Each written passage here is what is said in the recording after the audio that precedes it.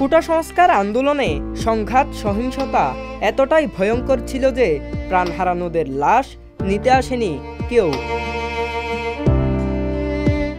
একের পর এক লাশ এলেও কি তাদের পরিচয় তা মেলেনি এক সপ্তাহ পরেও।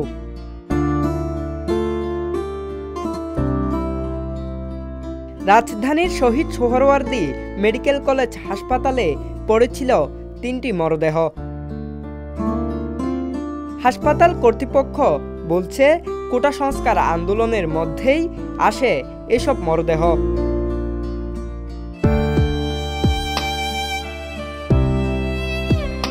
নাম ঠিকানা জানতে না পারায় গুলির আঘাতে ক্ষতবিক্ষত এসব লাশ হস্তান্তর করতে প্রকাশ করা হয় বিজ্ঞপ্তি।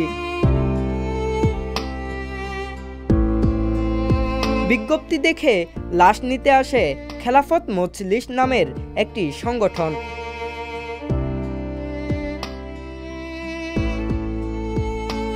সব নিয়ম মেনেই লাশ হস্তান্তরের প্রক্রিয়া শুরু করেন হাসপাতালের পরিচালক, যেটি পর্যবেক্ষণ করবেন শিক্ষার্থীদের একটি টিম।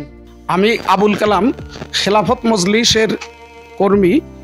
আমি প্রথম আলোতে সকালে আমার অফিস জিএমএস গার্মেন্টসে বসে এই নিউজটা দেখছি অনলাইনে, দেখে আমি সেটা বের করেছি এবং সেখান থেকে গাড়ি ভাড়া দিয়ে মোটরসাইকেলে করে আমি সরোয়ার্দী হাসপাতালে আসছি।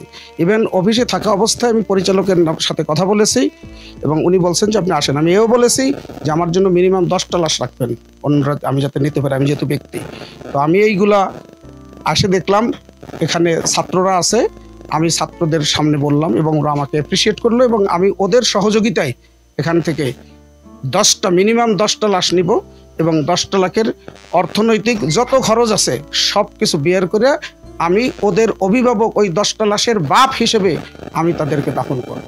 আমি এখন থেকে আমার পরিচয় হবে আমি বৈষম্য বিরোধী ছাত্র আন্দোলনে শাহাদাতকারী বেওয়ারিশ লাশদের পিতা।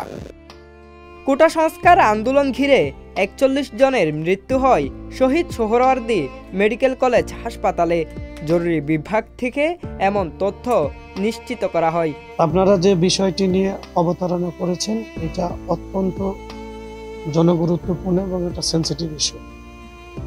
আমাদের এখানে 5টি বেওয়ারিশ লাশ ছিল, যার একটি ইতিমধ্যে নিয়ে গেছে এবং এখন আরও 3 বা 4টি লাশ আছে। আমরা যে বিজ্ঞপ্তি দিয়েছিলাম যে অতি দ্রুত জানি এটা দাফন কাফনের ব্যবস্থা এবং এটা শনাক্তকরণের ব্যবস্থা। এর মধ্যে কেউ যোগাযোগ করে আবার কেউ পারফেক্টলি আসেনি। এখন একজন ভদ্রলোক এসেছেন, ওনার নাম আবুল কালাম। উনি পরিচয় দিয়েছেন খেলাফত মজলিস শ্রমিক সংগঠন এর সেক্রেটারি জেনারেল কেন্দ্রীয় কমিটির।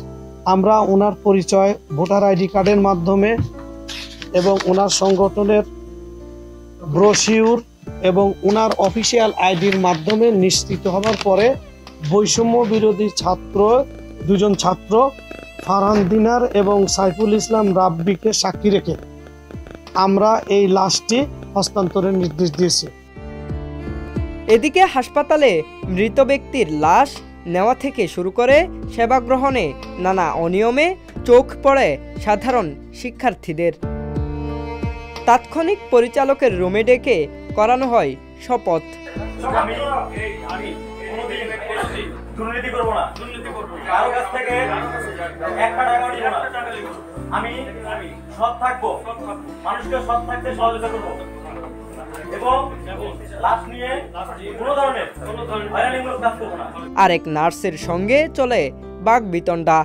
আমাদের মেসেজটা হলো যে আপনারা যার সন্তান মারা গেছে তার মেন্টালিটি থাকবে না, অবশ্যই খারাপ লাগবে। আপনি যথেষ্ট করতেছেন, আপনার মেন্টালিটি ঠিক থাকবে না, তারপর ওনার থেকে আপনারটা বেশি ইয়া হবে না, ঠিক আছে? তো আপনি পোলাইট থাকেন, এটাই হয় মানুষের প্রতিদান, তাই না? ঠিক আছে, ঠিক আছে ভাই, আজকে এত কষ্ট করলাম আপনাদের দুইজনের জন্য, এটাই হয় প্রতিদান।